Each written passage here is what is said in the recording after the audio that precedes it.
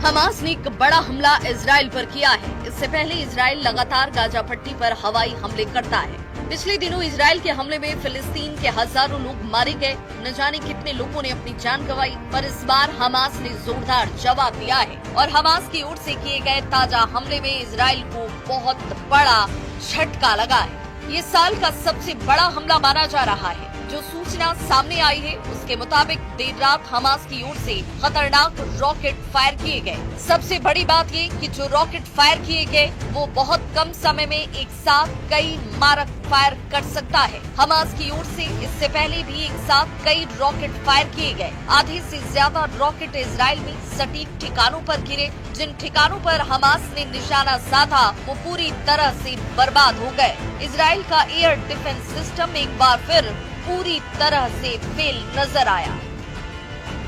Israel का iron dome system इन rockets को रोक नहीं पाया।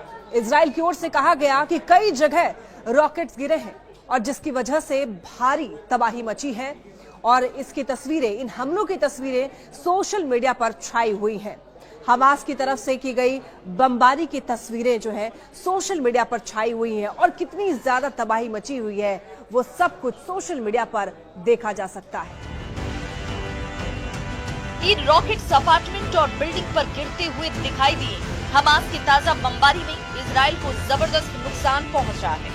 इजराइल ने भी हमास की ओर से की गई बमबारी में नुकसान को स्वीकार किया है। इन हमलों में इजराइल के प्रधानमंत्री बेंजामिन नेतन्याहू सत्ते में हैं। कहा जा रहा है कि इजराइल पर हुए हमले में बहुत ज्यादा तबाही मची है, जान और माल का बहुत नुकसान हुआ है। इसकी सोशल मीडिया में बहुत चर्चा तक हो रही है। कुछ दिन पहले ही इजराइल के प्रधानमंत्री बेंजामिन नेतन्याहू ने अमेरिकी राष्ट्रपति डोनाल्ड ट्रंप से मुलाकात की थी, जिसमें गाजा पट्टी के ताजा हालात पर चर्चा हुई। पर इजराइल के प्रधानमंत्री बेंजामिन नेतन्याहू कोई जवाबी कार्रवाई कर पाते उससे पहले ही हमास ने इजराइल पर जोरदार एयर स्ट्राइक कर दिया। इसकी तस्वीरें जैसे ही सोशल मीडिया पर सामने आई, हर तरफ खलबली मच गई। ये हमले मध्य गाजा के दीर अल बलाह और अश्कलोन और अश्कदोद जैसे इलाकों में हुए। इस हमले में मिडिल ईस्ट में शांति के प्रयासों को गहरा धक्का लगा है।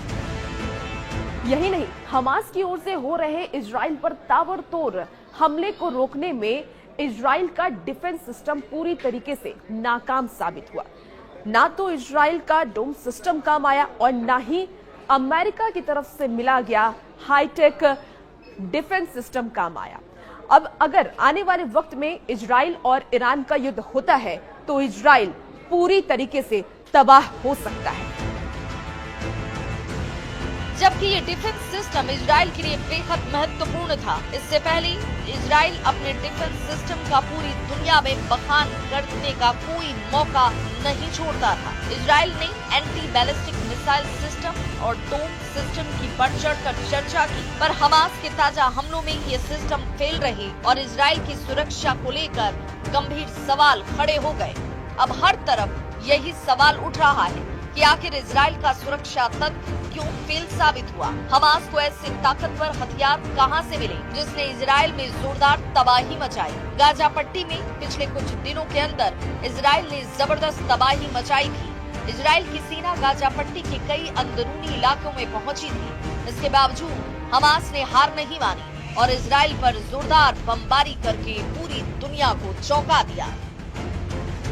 इजराइल का कहना है कि गाजा पट्टी के जिन इलाकों में हमास का कब्जा है वहां पर हमास ने कुछ विदेशी बंधकों को भी कैद करके रखा हुआ है और इन्हीं बंधकों को तलाशने के लिए इजरायली सेना चप्पा चप्पा छान रही है। हालांकि अभी तक इनका कुछ अता पता नहीं लगा है।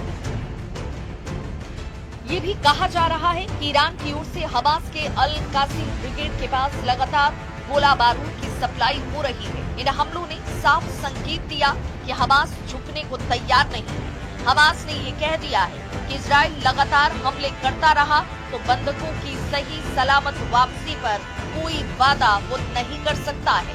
इजराइल अमेरिका से चाहे कोई भी डील कर ले। हमास ने दावा किया कि फिलिस्तीनी गाजा पट्टी से हटने वाले नहीं। अगर इजराइल जबरदस्ती फिलिस्तीनियों को गाजा पट्टी से हटाने की कोशिश करेगा तो इजराइल की ये कोशिश सफल नहीं होगी।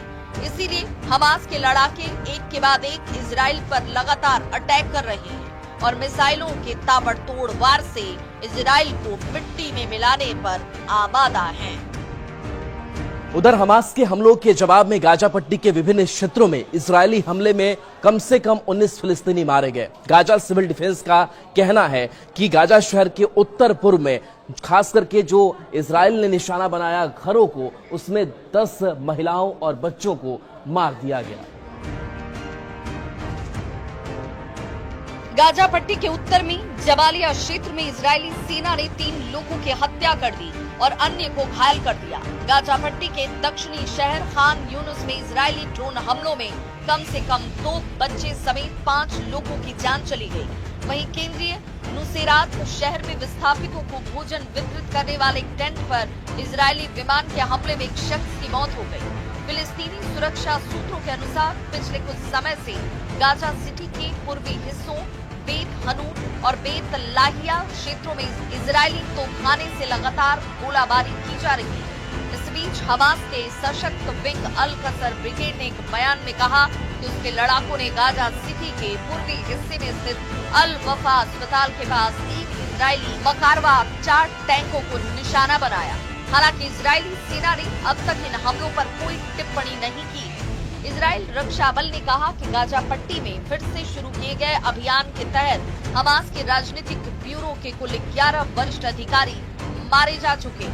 फिर से शुरू किए गए अभियानों में अब तक वायुसेना के 350 लड़ाकू विमानों और लगभग 1200 आतंकी ठिकानों पर हवाई हमले किए गए।